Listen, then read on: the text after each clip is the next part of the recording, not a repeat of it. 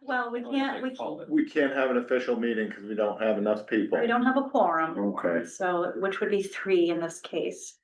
But, the reason for us gathering here tonight really was mainly to talk about the grant proposal that University of Maine, has drafted. That has this, at least partial support, at least unofficial support of the committee. To, continue research, and community coordination, community engagement around understanding the reasons for the shellfish soft clam decline in the estuary, the Damariscotta River estuary. And maybe we should just have Heather or somebody in the Maine give an overview of that application, grant application. Sure, I'd be happy to do that. Can I stay here or do you want me to come in here? Okay. So yes, I'm Heather Leslie from the University of Maine Darling Marine Center, and I live in Newcastle. And since 2019, we've been working with the Joint Shellfish Committee and others to try to understand what's going on with our intertidal shellfish resources, including softshell clams and quahogs and American oysters, as well as the other species listed in our ordinance. And this grant opportunity came up from the Broadreach Fund, and we've actually been funded through the town of Damariscotta previously, I think twice. Through Broadreach Fund, they're partnering with a larger foundation this time, as they have the last several years, to support work related to the Maine Climate Action Plan. And they particularly are looking for proposals related to restoration and resilience, conservation of marine ecosystems. So it seemed like a good opportunity for us to continue field work and conversations within the committee setting, but also the community more broadly about the status of our intertidal shellfish resources and how we might specifically bring back soft-shelled clams and American oysters. Those are two species that we've documented declines in over the last several years, and we know from harvesters' reports that they have a longer term view on how those populations have risen and fallen in recent years. And so one question that's come up in this forum, but also in other forums, is whether juvenile soft-shell clams can even survive at this point in the upper estuary. And the Shellfish Committee chair 2 years ago, right here 2 years ago, along with a community volunteer, Barry McAllister, 2 years ago, there was a experiment put out and monitored to look at that question. And the results were inconclusive. Perhaps Gary wants to talk a little bit about it in a moment.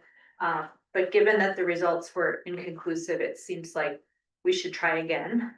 And so this proposal would enable us to do field work and also some consultation with others in the community and other shellfish committees to look into whether or not we can bring back the soft shells and maybe also consider some other restoration opportunities. I think at the last Shellfish Committee meeting, or at least one earlier this year, it was mentioned that there might be some interest in oyster restoration as well. So I'm willing to coordinate this proposal, and the proposal would support some of my time in the summertime, and also a graduate student to work full-time on the project.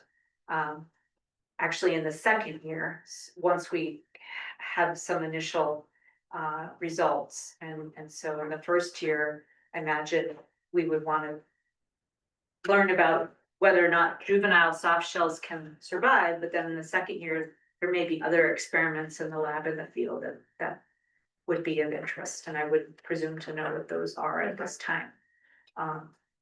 So the budget that I'm proposing is largely labor for students and myself, also for materials and supplies. And one question I had for the committee, particularly the harvesters on the committee, which we don't need to maybe cover this formally, but I do think it's important to note that stipends are part of the budget for, particularly for harvesters who might volunteer to help. And it would be good to discuss at some point what an appropriate stipend would be. I'm sure that's something for public deliberation.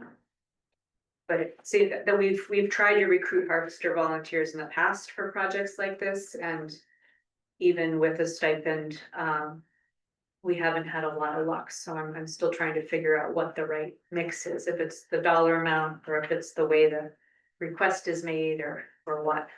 But I know, you can make really good money on a couple tides in the summertime, so we'd want to compensate in a way that would make up for that lost effort. I know Katie Miller from the Maine Department of Marine Resources has some things to share that might be related to what we might want to have for a work plan. And I don't know if Gary first wants to say anything about the experiment you already did. Sure, yeah, we did a pilot study 2 summers ago. The hypothesis, I guess, was based on some of the research that's out there that says at least one reason for the soft shell clam decline is due to predators, primarily the green crab that has moved up further up the estuary because the warming water. So we put out 3 separate boxes in 3 sections of the mud flats in the tidal zone, and half of each box was covered with a mesh screen, and the other half was left open. And we seeded all of the 6 sections of the boxes with small clams, and we checked them.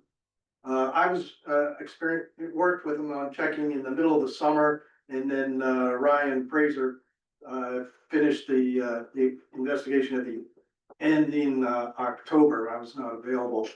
And really the results were, we had no survivor clams at the end of the, even at the mid investigation that I was part of. We didn't find any clams in the boxes that we looked into. And then Ryan looked in the rest of them, and there was no survivorship of any clams. So that kind of raises a lot of questions as well. Why is that? Was it the clams? Is it something about the water? Is it, did our mesh not adequately protect from predators? It could be almost anything, I suppose, but it really did not come to any definitive conclusions, except that we need to keep working on this. That's it. Thanks, Gary. I'm Katie Miller from DMR, for those of you I have not met yet. I have a handout that I can pass out later, but we have been doing a long-term monitoring project with one site here in Damariscotta, and we started it last season. So we call it long-term because our hope is that we can continue it in perpetuity. And the goal is basically just to be able to quantify these changes that a lot of us are seeing in the intertidal. We have 12 sites from Kittery to, let's see, our farthest site is Eastport, fairly evenly spread out. And we go to each site every season and do green crab surveys, hard substrate surveys, which include rockweed biomass measuring, and then also infaunal surveys. And we set out recruitment boxes every field season. Obviously, this is the first season that we're doing that, but that is the intent. The handout includes just a few very preliminary observations for the Damariscotta site specifically. And for soft shell clams, I'll say we have found several seed and up to legal size soft shell at our particular site in Damariscotta. But this past September, we didn't see any seed, but we got some adults. And it really depends on, they're in very small patches at this one particular site, which isn't uncommon. So it really depends on if our quadrat hits the particular patch. So we have seen those. We've done, let's see, we did 2 infaunal surveys last year, and then 2 so far, and then we'll do a 3rd next month this year. And then that's about the schedule for the other types of surveys as well. So I just have lists of the species that we've seen so far. We're very early on in data analysis, like we haven't entered all of the data and started pulling observations out, but I did include a couple of just outcomes from the project so far.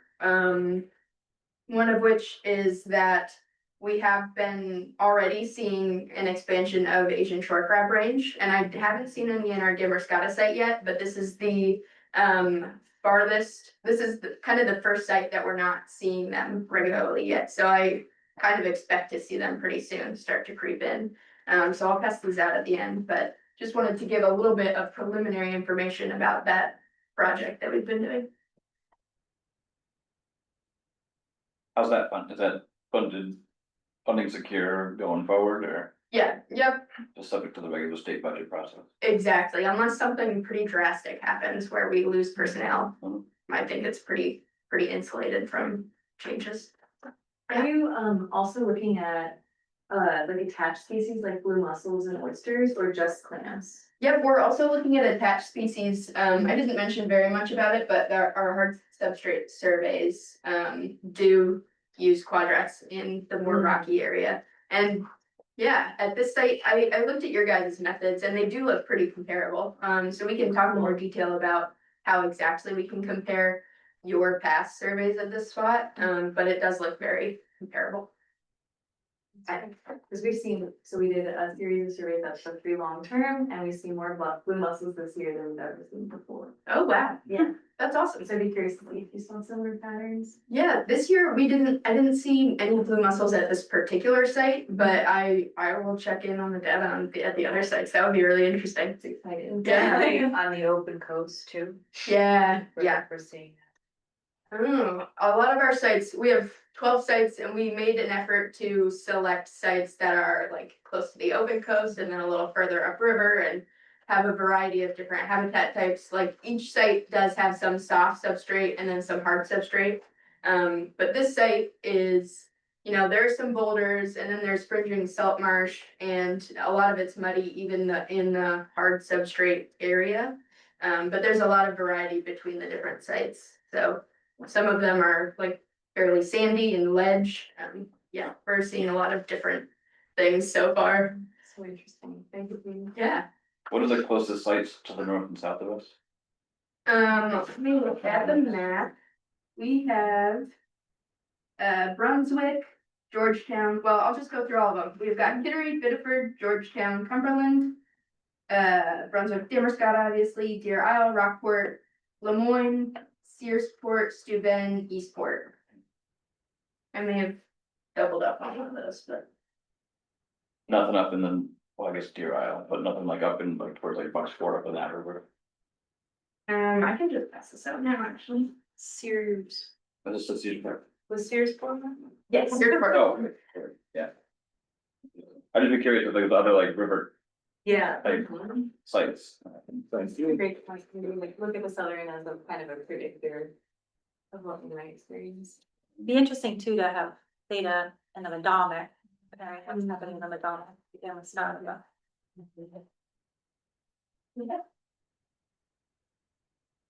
Are you able to identify the exact locations of these sampling sites, or is that something that is not? Yeah. Shareable? Most of them are publicly accessible. I'm happy to share more specific site information. Okay. And then, yeah, I think only a few of them are private, if any. Is it Westview here? Yeah, Westview is, That that one's one of the more private ones. I have some harvesters go out. Great. Yeah. How's that? Right there. No, sorry. One of them has. And you said there's been 1 year of data, a full year of data collection so far? Yep, that table below the map on the back, shows, there's a check mark for each time that particular survey type has been conducted. So you can see, we started last year doing green crab surveys every single month, which we found was very ambitious. So we cut that back this year. And so we are now doing 4 green crab surveys a year and then 3 hard substrate and 3 in funnel surveys a year. which is still, you know, a lot of, for 12 sites and a 6-person program, it's still a lot of work. Yeah, this is huge. This is more effort than I think than we have been able to devote most years. Yeah, So knowing that you're intending to keep doing this is really encouraging because we've been supporting the work here just in the Damariscotta sort of year to year, and it's looked different years, so it's Yeah. really great to have the continuity of the state program. absolutely. Yeah, we've done a lot of surveys similar to this at various sites, but it's usually driven by town interest. We don't have, I don't think we have any sites that we go to every year without fail. And we are still in kind of early days, so we're still possibly going to be tweaking things here and there. So I imagine the first few years will be finalizing schedule and all that, but we will be doing these surveys every year. I imagine at least twice a year, here on out. And it looks like you're also collecting, environmental data like temperature at least. Yes, Is that the only parameter, the hobo meter? yep, temperature is the only kind of continuously measured parameter. We have, last year, we got grant money and talked about implementing some multi-parameter songs that would be out there all the time. But then for various reasons, we weren't actually able to make that work. But we have talked about adding other things as the survey goes on. And we do collect some things like percent coverage and a few different small, just substrate type characterizations for each plot that we're doing.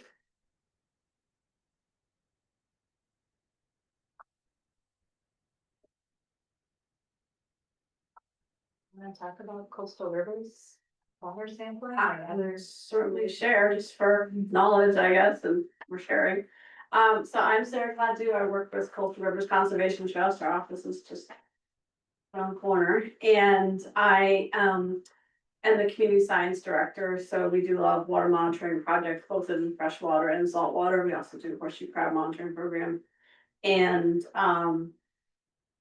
so we've been monitoring an estuary for many years. We have in the channel data mostly, and it's pH, dissolved oxygen, salinity, temperature, nitrogen, total nitrogen, that we have analysis for. We're way behind in our actual analysis. And so that's something that actually is gonna happen a little bit more readily in the near future, but we do have the data available. And so I also chair the Maine Coastal Observing Alliance, which is a regional network from the Harrisseekit to Belfast Bay area. And we have a combination of a trained technician who goes out and monitors at depth in a number of estuaries in that region, this region, in coastal areas, including Belfast and Rockport and West Keg and all the way down the coast. And we also have some deployable sondes which can measure a variety of parameters. So we are sometimes looking for partners or new ways to do things and or ways to apply our data. So we certainly be Heather specifically invited me to come and start learning about the project, which is why I'm here. And we'll write a letter of support for this project. So interested in participating in whatever way we can. I was coming about volunteers. I work with about 100 volunteers, so maybe that's a way that we can help support. Our volunteers are very game and interested in all things related to this region, so I'm sure that Clam Flats would also be part of that. Yeah, that's great. Could some of the data that your volunteers are collecting be used in this, as part of this project to? It certainly could be Look at used trends. it's a matter of like, what are the questions and Yeah. does this data help get at those questions? Yeah. Or is there new information that we should be gathering? And maybe we can help in that regard or participate in some fashion. We already have somebody, a technician going out on the water who can just take some more samples. Maybe there's, a reason to do that. If it's, you know, I'm sure, I think it might inform the questions, but I don't know if it would get at the details. And there's a big difference between the channel, you know, it's Mhm. flowing and mixing and so forth, and a mud flat, which is doing some of those things some of the time, and other times it's just baking in the hot sun. So, you know, I don't know, it's kind of, super fascinating to me. And incidentally, we're also, we're not sure that it's we don't know if it's going to get funded, but we have a project that we hope is funded in the future to study Great Salt Bay, specifically related to eelgrass. And so we'll be doing hopefully more water monitoring in Great Salt Bay itself, which I know isn't directly related to this, but it's an important component of the system. And so, and if we are successful in restoring eelgrass, which is a big unknown because eelgrass is hard to restore, but if we are successful in restoring it, or at least in documenting what's going on with it, that also might play an important part in terms of eelgrass, and I mean, of bivalves and their success in the estuary. Yeah. Is eelgrass super important to the recruitment of like soft-shell clams? Is that a habitat that they, or is it substrate to defend? I would probably say no, because they're oftentimes looking for like empty, clean mud flat to settle in. Mm-hmm. But eelgrass is definitely like juvenile habitat for definitely fish species or small crabs, things like that. But that's a good question. Purely anecdotally, I've heard a lot of harvesters will say they tend to find, like, they used to find seed in either eelgrass or in marsh habitat with various types of grasses, and then as marsh receded, they just stopped seeing clams. But that tends to be different, like every site, every river you go to, you hear different stories like that. Like a lot of people will also tell me they'll find a lot of seeds spread in like the shadow of a boulder or something like that, but then not over the open flat. So it really, you hear a lot of interesting things that I wish we could study everything. Mm-hmm. So cool. Were they like attached to the grass at all, or just kind of like in the basis of it? I don't think attached, and that's also something that I wonder, like before green crabs were like around all the time, it was like good habitat, but now that it's good habitat for crabs, maybe that, Right. like, whatever's happening is different now, you know what I mean? Yeah. One component of that eelgrass study, if it is funded, we will be doing very intensive green crab trapping in the bay. And you know, I don't know that that will impact the rest of the estuary, but it'll be an interesting to see what, if there is impact in general. Because it is semi-enclosed bay, we're hoping we can make some impact on the green crabs, if that is in fact one of the limitations on eelgrass. Yeah, we're gonna have crab boil, green crab fest, Damariscotta. Well, there was just legislation passed, right? Representative Farron wrote about it in the paper this week, that there was a green crab Harvest. harvest. How did it go? I think it went through. Oh, so- well, it's pretty easy, I thought, to get a green crab license, it's Okay. relatively. It's just a commercial license, comes with your shellfish license, you can add green crab for $10. So I'm not I sure don't know how exactly to what this. Tool up for this that, I mean, Yeah. boat, traps, hauling is a Surprised different, they even charge for a green crab license. well, $10. I mean, that's just an add-on to the shellfish license, Yeah, then we can get that. You know, add on like mussels, I think is $170. Mm. And, Mm. you know, so you can add some things to the basic state shellfish license, what you need and cahoots with the town. The green crab, and I don't know, this might be different with that legislation, maybe changed it from needing a town license or something. I haven't actually looked into it. Cause you do need town permission in a lot of towns, some towns don't have it, so that might be the thing, like freewheel, you know, if you get a commercial license in the state, you can go harvest green crabs, which would make a lot of sense, cause I'm sure somebody is hungry enough and dedicated enough to go and make a run at it. There's a lot of them. I was out on the river the other day and, you know, just kind of like, wow, they're just everywhere. I'll come up with some sort of like fertilizer or pet food treat or something with those things. Pumpkin fertilizer. It's, I'll tell you that I've had a lot of composting things, and green crabs is probably the worst smelling one I've ever come across. I've done some 5-gallon bucket. I'm gonna take them all and, you know, kill them, and it's like, whoa, that was a mistake. Like a month later, you're still, Wow. it's, I don't know why, but they seem to be all of that stuff, you know, maybe mixing it in with dirt sooner or something healthy, but. There is one girl that I've seen on Instagram, she's I think she's out of New Hampshire. She, collects green crabs and sells them to a restaurant down there. They make a green crab bisque. Oh, She's a lobster fisherman and has a big Instagram presence, and definitely is like, you know, green crabs are bad. Mhm. And it's kind of doing something, that's but cool. you know, it's not maybe like the Paul Brothers sized Instagram account. It's more like, you know, 10,000 people watching her, which is great. And it is encouraging, but I don't know how many, I've tried around here, no restaurants are interested. River House. You think they'd wanna do it? Oh, yeah. I'll ask them. They'll catch mackerel right in the river and serve it. It's good.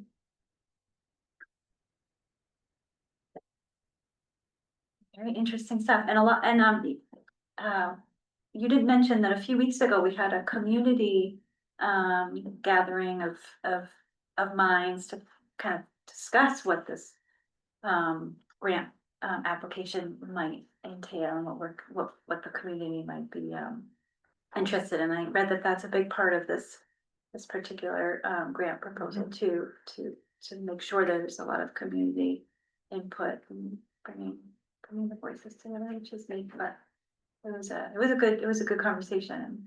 Yes, that was a good conversation. I guess that was the beginning of September and it's great to see folks coming back for Mhm. that. For more conversation today and we thought it would be good to have a broader conversation before bringing this idea to the Shellfish Committee, just to see what others might be interested in. I know this is a topic that the Shellfish Committee has been working on and talking about for a long time, certainly during my service on the committee the last 8 or 9 years. The declining clams has been a frequent topic of conversation. Yeah. And I like that it's a 2-year, you know, it covers a span of 2 years rather than one, because, you know, that gives us some time to think about, you know, look at the findings from the first year and figure out what we can, you know, do better, what kind of different questions we might be able to ask based on the first year findings. And I think that was a great approach to, you know, bring a little more longevity into the study. I think another thing that came out of that community meeting was pairing the lab experiment with field experiments. So Gary and Ryan did that field experiment a couple of years ago. What we talked last month about doing something similar again in the field, but then also bringing the seed into the laboratory at the Darling Center and see under ideal conditions how the seed do. And so that we might be able to eliminate some of the variables that we weren't able to identify as being the causes of the absence of young clams a couple of years ago. So it's certainly possible that seed stock was not actually viable. Right, It was we don't late, know. purchased late in the season, so. Well, I would be curious too, and I thought about this after we had that meeting, the year that you guys did the first initial study. I mean, we had a huge decline there was a huge decline of oyster set for like 2 years In the as field. well, out on the river. Like you could always see them from year to year, like Yeah, the small ones that were, right. you know, born in July or whenever they spat, and then, you know, you start to notice them, and we had maybe 3 years of like almost little to zero of that. Was that study done in the same window. I don't know, I wasn't really keeping records. I know as a harvester, like, it's not looking good because they're, going back to the same areas Yeah. and there's less product. So that might be also, whatever took place in the. Impacted both It species. seems like it could have been. Now you look out there and there are some, repopulation. There's proof of it in the oysters. I'm not super, I don't date a lot of soft shells, but there's a few people out there doing it, so that would kind of lead way. And I hear really good things about the southern end of the river and, South Bristol, that people still do it. So, I mean, they seem to have come back. Yeah. Or still, got sought after down there. Yeah. Just this upper river. So, I don't know, but it's so warm up here. Very warm. It really is. Do we have data along the river that shows the temperature changes? Yeah. Sarah does. Yep, we do, but like I said, we're behind the analysis, so. And actually, the little bit of analysis that we have done with the main coastal observing lines related to temperature. Shows that there may not be as much impact on temperature up in the estuaries as there is. Like out in the Gulf of Maine, it may not be changing as much, and so, and there's a couple different possible reasons for that, but we don't know what the reason is, cause. You know, get that far in our research, but we don't think that there's as much change. Like the rate of increase is smaller in the estuary than it is in the Gulf. Is that what you're saying? Yeah, the rate of change may be less In the estuary. in the upper estuary than it is out in the mouth of the estuary even. Yeah, so whereas the Gulf of Maine is increasing faster. Right. Than what is happening landward. Yeah.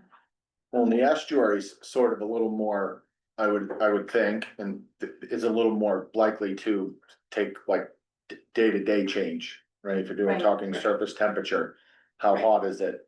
What's the tide cycle? Is the tide cycle hitting at high noon when all the mud flats are warming up, then the water comes back in, you're gonna have very 84 degrees in the Great Salt Bay. Like 80+ degrees of water temperature, you sort of Some extreme conditions. go 12 miles down the river and that is still staying steady at its, 66 degrees or whatever coming out of the ocean. And then you're ice fishing on the Salt Bay in January. So I mean, that would be another, I don't know if that extreme difference too, like, from day to day. And then if you have one of those extreme 90-degree heat waves like we saw this summer, was that the spat sort of release? That I think, could be all the Yeah, bad they time. can handle a lot of extremes, but maybe the extremes have been too extreme or. Well, and I would assume it was still doing that, 150 years ago. I don't think the weather's, I mean, there's obviously been some warming, but it's, you had your sort of seasons. And it's not like it's much deeper or super, changed as far as, the shores. So I guess what I'm curious about, and I don't wanna feel like we're jumping into it. For the grant that we're talking about, we have to have a sanctioned meeting and vote on that? Or what are our steps to go? If you wanted a letter from the committee, we'd have to have an official meeting, right? We'd have to have a majority vote on the approval of submitting a letter of support from the committee, right? And then the select board would have to. pick it Already up. have. They've already done it, okay, great. I wanted to thank Joel for writing the letter already, as I think before you came to your first committee meeting, so. I was going to send that letter along and, I think. One option might be, Sandy, if you wanted to write a letter in your personal capacity, if Andy thought that was, an alternative. I think as much as procedure is very important. Also, having the perspectives of the other committee members would be valuable, and this isn't our only chance to do that. That's why the grant is written as it is, and I think why this funder is so appealing for our project, because they recognize that community input happens iteratively in a project like this. We don't have it all figured out before we submit, so hopefully there'll be a chance for the committee to discuss it again. Yeah, yeah, I would be happy if you think that would help and that's okay to do, I would certainly craft a letter. Personal letter for me as a member. Yeah. Sure. I'll have to read yours to see Nothing. what kind of caliber. I think, I think your actions speak as what you would say would be great for any type of letter you're interested and engaged and, you know, Yeah. curious, so I think that's all the things that it takes to to be here. Heather, what's the deadline for getting the grant application? I was hoping to send it in by the 17th. I was advised to submit it before the deadline, which is officially the 23rd. So we're in good shape, yeah, with this. Not so much as far as getting another Shellfish committee Yeah. together, but at least by having something from the select board and some individuals, I think that would be enough to. I do, yes. Good, okay.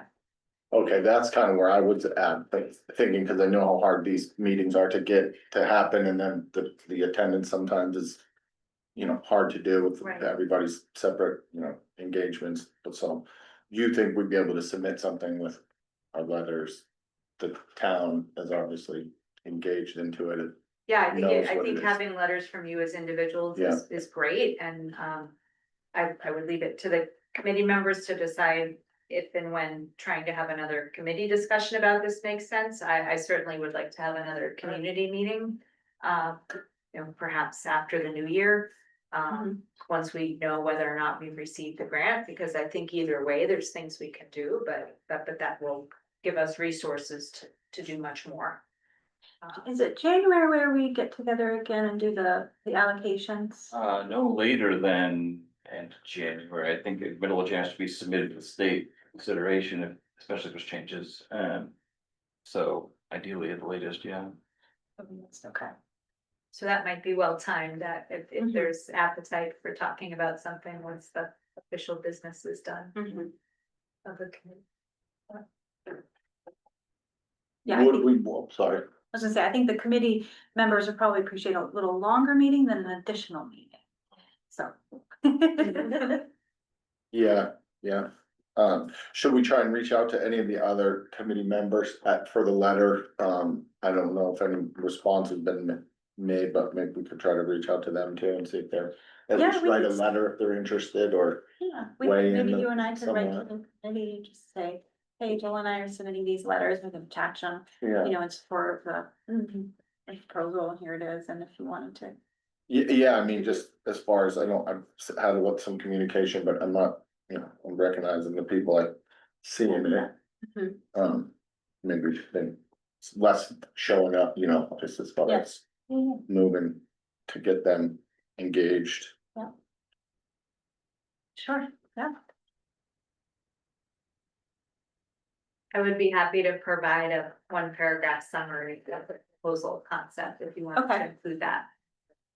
Communication, we can do that by tomorrow.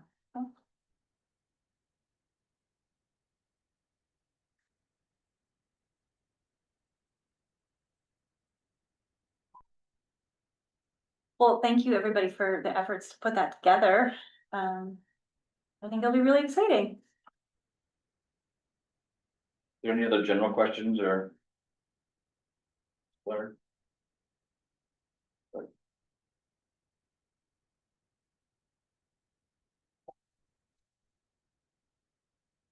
Great, so I'll probably get that letter to you early next week, that would be my goal. That would be great, Tuesday. yeah. Anytime before Friday is great. Anytime Friday next week, yeah, Yeah. okay, great.